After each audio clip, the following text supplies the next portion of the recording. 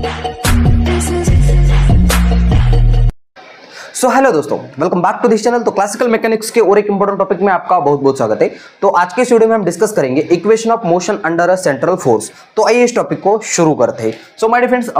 इस टॉपिक को शुरू करने से पहले मैं आपसे एक रिक्वेस्ट करूंगा कि इससे पहले हमने जो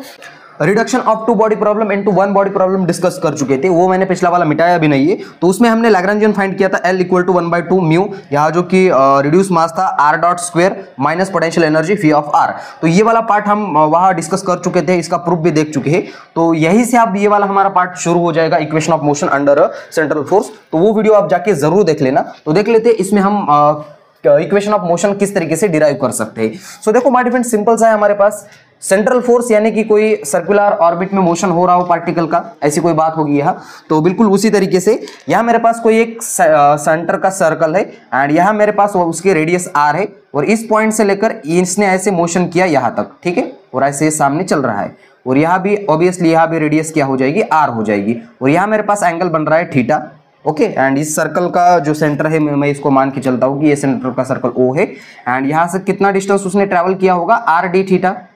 ठीक है, यहाँ तक। एंड माय डियर फ्रेंड्स, हमको ये भी पता है कि अगर मेरे पास कोई प्लेन पोलर कोऑर्डिनेट सिस्टम हो, ठीक है, तो उस सिस्टम में हम वेलोसिटी कोऑर्डिनेट किस तरीके से लिखते हैं। सो वी नो प्लेन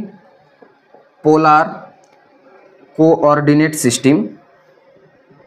चार तरह की हमारे पास सिस्टम होती है, वो ऑलरेडी आपने डिस्कस कर चुके हो गए हो कि प्लेन पोलर कोऑर्डिनेट सिस्टम, उसमें जो इसमें जो लेंथ एलिमेंट होते हैं हमारे, ठीक है, लेंथ एलिमेंट, तो उसको किस इस तरीके से हम दिखाते हैं। लेंथ एलिमेंट ही क्या हो गया, लेंथ एलिमेंट, उसको हम ऐसे दिखाते हैं my dear friends, dr, r d theta, ठीक है। ये मेरे पास अगर लेंथ एलिमेंट है, मुझे इसके वेलोसिटी एलिमेंट निकालने हैं, तो क्या करना पड़ेगा, तो इसको डिफरेंशिएट करेंगे विद रिस्पेक्ट टू टाइम, तो हमारी क्या आ जाएगी, वेलोसिटी आ जाएगी। तो जैसे मैं इसको वेलोसिटी के टर्म में क्या करूंगा, डिफरेंशिएट करूंगा, तो ये मेरे पास वेलोसिटी क्या आ जाएगी, dr upon d theta, dr upon dt, यानी कि क्या आ जाएगा, r थीटा आ जाएगा। एंड सिमिलरली यहाँ पे r एज इट इज रहेगा एंड यहाँ से d थीटा अपॉन dt, यानी कि थीटा डॉट। कुछ इस तरीके से हम क्या करते हैं, वेलोसिटी कंपोनेंट फाइंड करते हैं। लेकिन हमको क्या चाहिए, r डॉट स्क्वायर चाहिए। तो क्या कर सकते हैं माय डियर फ्रेंड्स, इस इक्वेशन का यूज करके, तो सबसे पहले तो r डॉट निकालूंगा, वो क्या आ जाएगा, r dot plus r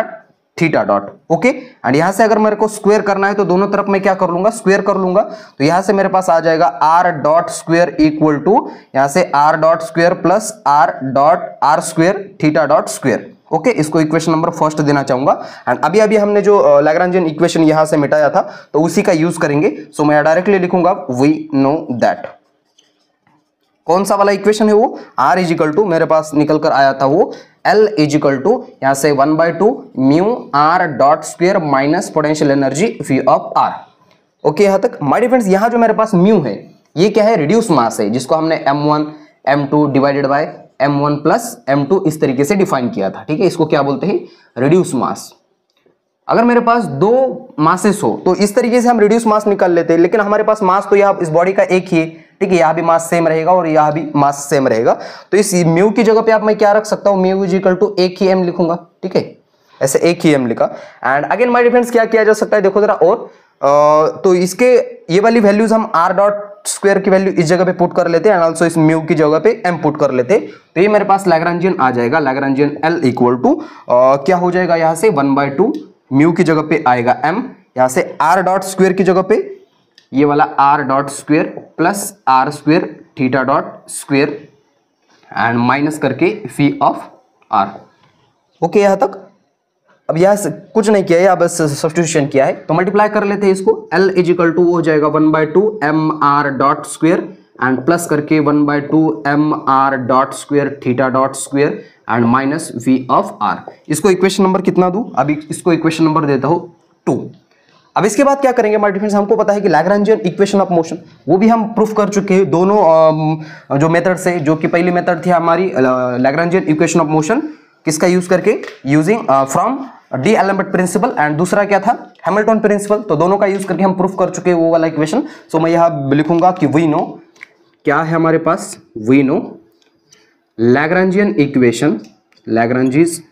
equation of motion as generalize coordinate, कौन सा जनरलाइज कोऑर्डिनेट अब यहाँ कंसीडर करूंगा मैं, पहले तो आर करूंगा एंड बाद में थीटा करेंगे, ठीक है। हमारे पास दो जनरलाइज कोऑर्डिनेट है यहाँ पे, आर एंड थीटा। सो जैसे मैं जनरलाइज कोऑर्डिनेट आर को कंसीडर करके लैग्रेंजियन इक्वेशन लिखूंगा तो वो मेरे पास आ जाएगा d by D T and यहाँ आ जाएगा do L upon do are dot and minus do L upon do are equal to 0। बहुत ही फेमस इक्वेशन है, जाना माना इक्वेशन है। सो माय डियर फ्रेंड्स, अब हम क्या करेंगे, do L upon r dot की भी वैल्यू निकाल लेते हैं and do L upon do r की वैल्यू निकाल लेते हैं इक्वेशन नंबर 2 का यूज करके। सबसे पहले तो मैं इसको इक्वेशन नंबर 3 देना चाहूंगा and do L upon do r निकाल लेते हैं। पहले तो do L upon do are किस तरीके से निकालेंगे my dear friends, equation number 2 को आर के रिस्पेक्ट में डिफरेंशिएट करके। तो यहाँ तो आर वाली टर्म नहीं है, इसका मतलब ये वाला पार्ट 0 हो जाएगा एंड यहाँ भी आर वाली टर्म नहीं है तो ये वाला भी पार्ट 0 बनेगा एंड यहाँ मेरे पास एक सेकेंड, यहाँ आर डॉट आर स्क्वायर वाली टर्म है, तो सॉरी यहाँ गलती से आर डॉट हो गया था, तो इसका डिफरेंशिएशन होगा एंड इसका डिफरेंशिएशन होगा। ये वाला पार्ट तो पहला 0 हो जाएगा। सो यहाँ से 1/2 एज इट इज रहा, m as it is, r square का डिफरेंशिएशन क्या हो जाएगा, 2r हो जाएगा, 2r हो गया एंड वो तो थीटा डॉट स्क्वायर तो कांस्टेंट पार्ट है तो इसको एज इट इज रखेंगे, माइनस फी ऑफ आर, फी जो है आर का फंक्शन है इसके लिए उसका डिफरेंशिएशन होगा, तो ये हो जाएगा मेरे पास do phi r upon do are. Okay, 2 से 2 कैंसिल आउट हो जाएगा, ये मेरे पास आ गया do L upon do are equal to क्या हो गया माय फ्रेंड्स, यहां से M r theta dot square minus do phi r upon do r. इसको इक्वेशन नंबर दिया जाए, इक्वेशन नंबर 4 एंड अगेन हमको क्या करना है, do L upon do are dot find करना है। इसका मतलब इक्वेशन नंबर 2 को डिफरेंशिएट करना पड़ेगा किसके, आर डॉट के रिस्पेक्ट में। तो ये इक्वेशन मेरे पास आ जाएगा do L upon do are dot, ठीक है, तो इक्वल टू, यहां तो आर डॉट वाली कोई टर्म नहीं है तो ये भी 0 बनेगा एंड यहां भी आर डॉट वाली टर्म नहीं है तो ये भी 0 बनेगा, तो इसकी जगह पे क्या आ जाएगा मेरे पास, एम आर डॉट आएगा, सिर्फ क्या आ जाएगा, एम आर डॉट, ठीक है, ऊपर का एक नीचे आ गया तो ये 2 से 2 कैंसिल आउट हो गया। तो ये मेरे पास दो बढ़िया से इक्वेशन आ गए। हमने किस किस की वैल्यू निकाली है, do L upon do r की भी वैल्यू निकाली and do L upon do are dot की भी वैल्यू निकाली, तो इसको इक्वेशन नंबर 5 दे दूंगा। इक्वेशन नंबर 4 एंड 5 यूज करेंगे इक्वेशन नंबर 3 में,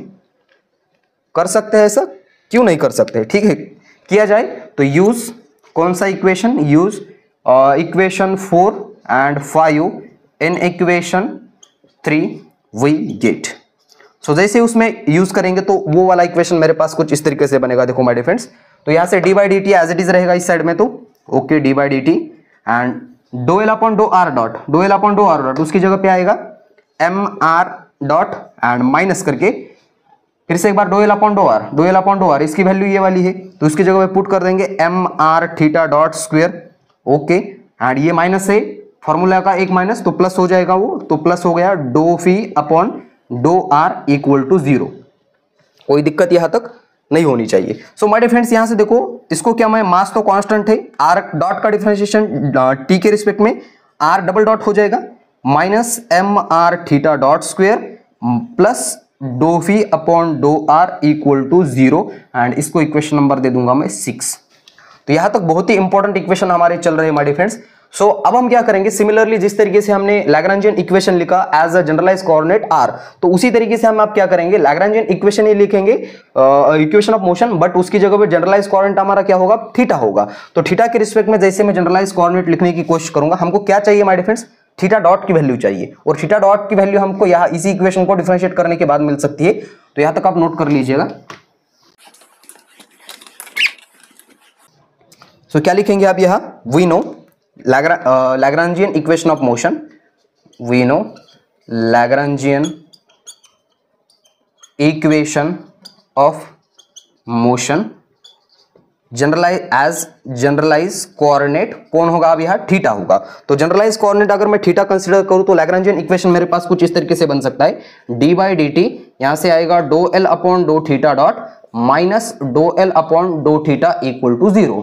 ओके, यहां तक अब क्या करेंगे माय डिफरेंड्स, यहां से इसी तरीके से do L upon do theta की वैल्यू निकालेंगे, do L upon do theta की वैल्यू निकाल सकते हैं इक्वेशन नंबर 2 को डिफरेंशिएट करके, ठीक है। तो सबसे पहले do L upon do theta की वैल्यू निकाली जाए, तो do now differentiate equation 2 with respect to theta, तो ये आ जाएगा मेरे पास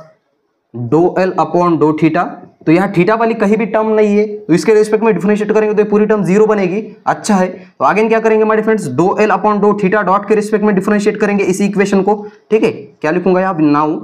differentiate equation 2 with respect to theta dot, तो थीटा डॉट के रिस्पेक्ट में इस वाले इक्वेशन को डिफरेंशिएट करेंगे तो ये मेरे पास आएगा do L upon do theta dot, ठीक है, do L upon do theta dot equal to, यहां तो कोई थीटा डॉट वाली टर्म नहीं है तो ये वाला पार्ट जीरो बनेगा, ये वाला पार्ट जीरो बनेगा, तो बस इसकी जगह पे क्या आ जाएगा एम आर एंड उसकी जगह पे क्या आ जाएगा एम आर, यह स्क्वायर एज इट इज रहेगा, थीटा डॉट का एक 2 नीचे आ गया तो 2 से 2 कैंसिल आउट हो जाएगा, ये रहा मेरे पास क्या बचता है, सिर्फ थीटा बचता है।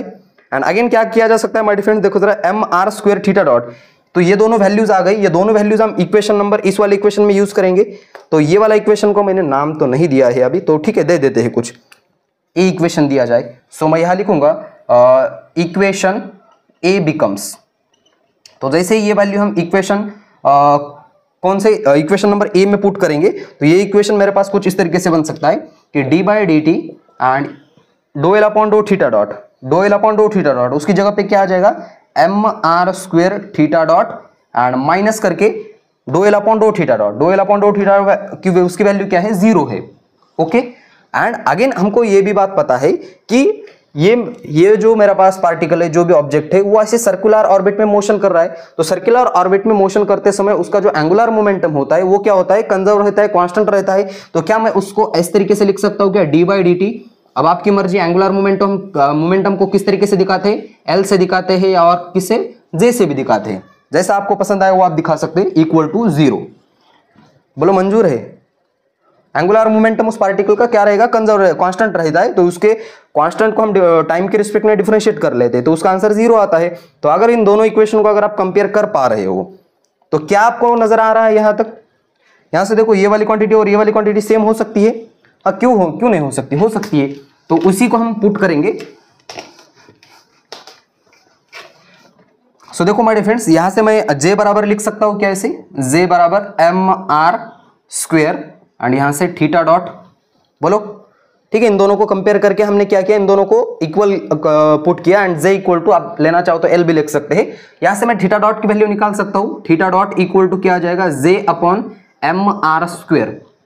ओके।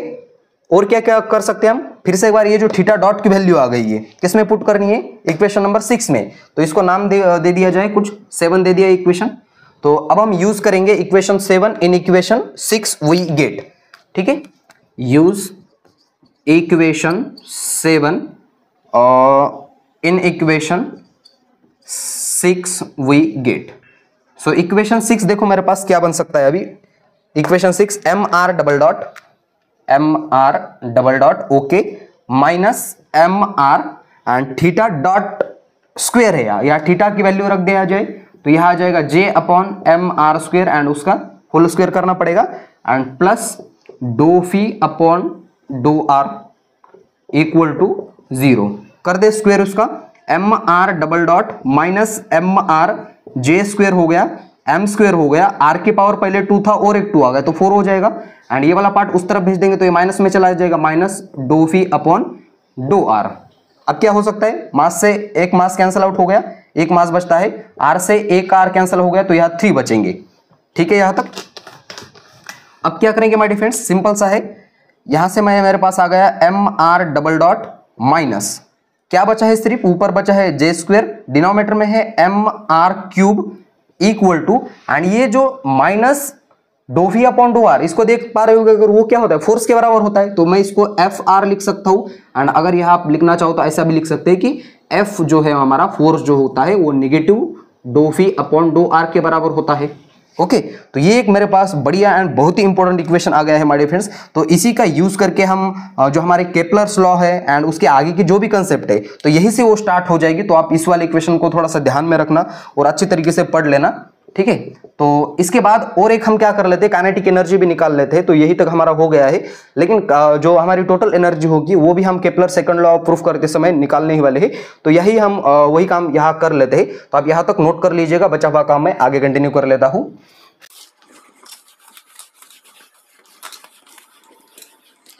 सो देखो माय डियर फ्रेंड्स, इस वाले इक्वेशन तक हम पहुंच चुके थे, थोड़ा इसके आगे हम थोड़ा जाए तो ये मेरे पास बनेगा एम आर डबल डॉट, यहां से M R double dot as it is रहा minus J square upon M R square and equal to F of R की जगह पे पुट कर लेता हूं मैं minus do we upon do are, okay यहां तक। अब यहां से थोड़ा सा ध्यान से देखना, -1/2 do upon do r j square upon M R square, इसको अगर मैं डिफरेंशिएट करूं तो ये किसके बराबर आता है, देखो जरा, ये -1/2 तो बाहर ही रहा एंड जे स्क्वेयर कांस्टेंट है तो उससे भी बाहर ले लिया, मास भी कांस्टेंट है एंड यहां से डो अपॉन डो आर, यहां जो आर स्क्वेयर है ये ऊपर चला जाएगा तो क्या हो जाएगा, आर की पावर -2 हो जाएगा। ओके, एंड यहां से -1/2 जे स्क्वेयर, यहां गया m एंड इसका डिफरेंशिएशन करेंगे तो ऊपर का एक नीचे आ गया, ऊपर में से एक माइनस किया तो -3 हो जाएगा, वो ये 2 से 2 कैंसिल, माइनस से माइनस कैंसिल, तो ये आ गया मेरे पास जे स्क्वेयर m एंड ये जो आर क्यूब ऊपर था तो ये नीचे आ गया तो ये आर क्यूब बना, जे स्क्वेयर एम आर क्यूब, जे स्क्वेयर, अब यहां से सॉरी यहां से एम आर क्यूब है मेरे पास, एम आर क्यूब, जे स्क्वेयर एम आर क्यूब। इसकी देखो जरा, इसकी जगह पे हम क्या पुट कर सकते हैं, ये वाली वैल्यू पुट कर सकते हैं, तो उसकी जगह पे मैं पुट करूंगा तो ये मेरे पास आ जाएगा M are double dot minus, उसकी जगह पे आ जाएगा -1/2 do upon do are and यह है मेरे पास J square upon M R square and equal to क्या है, -do phi upon do are. अब क्या करेंगे, ये वाला पार्ट इस तरफ लेके आएंगे, माइनस माइनस प्लस हो जाएगा, तो ये बना मेरे पास M are double dot minus minus plus 1/2 do upon do R, यहां से है J square upon M R square and यहां प्लस हो गया do phi upon do are equal to 0। Do upon do R common लिया जा सकता है तो लेंगे वो भी कॉमन, तो यहां मेरे पास आ गया m are double dot plus do upon do r को मैंने बाहर ले लिया एंड ब्रैकेट के अंदर बचा 1/2, यहां से J square M are square and उसके बाद है फी जो कि डिपेंड्स है किस पे, आर पे, ब्रैकेट क्लोज इक्वल टू 0। उसके बाद क्या किया जा सकता है माय डिफरेंस, थोड़ा सा सॉल्व करें इसको, इस साइड का हो गया होगा हो,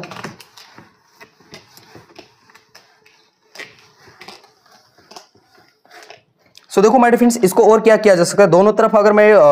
आर डॉट से मल्टीप्लाई करूं तो यहां भी आर डॉट से मल्टीप्लाई करना पड़ेगा, यहां भी आर डॉट से और यहां भी आर डॉट से, तो जैसे आर डॉट से मल्टीप्लाई करेंगे, R multiplied by R dot we get, so जैसे मल्टीप्लाई करेंगे आर डॉट से तो ये मेरे पास बनेगा एम आर डबल डॉट और एक आर डॉट, ओके, प्लस करूंगा यहां से do upon do are and उसके बाद है ब्रैकेट के अंदर मेरे पास 1/2 यहां से J square upon M R square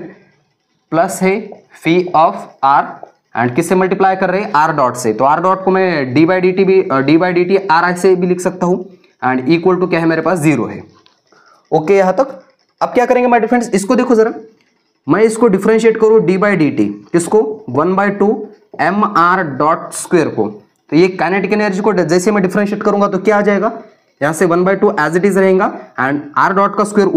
ऊपर का नीचे आ जाएगा, तो m are dot and r dot का डिफरेंशिएशन एक बार आर डॉट के रिस्पेक्ट में, तो आर डबल डॉट आ जाएगा, तो इसकी जगह पे मैं क्या पुट कर सकता हूं, ये वाली value, since d by D t यहां आ गया 1/2 m are dot bracket close plus ये जो डी बाई डी टी है इसको साइड में लेंगे, बाहर लेंगे एंड ये जो डो बाई डो आर उसको अंदर लेंगे, तो ये मेरे पास बना D by D T and मेरे पास आ गया ब्रैकेट के अंदर 1/2, अब इसको मैं इस तरीके से लिख सकता हूँ क्या, J square upon 2 M R square plus phi of are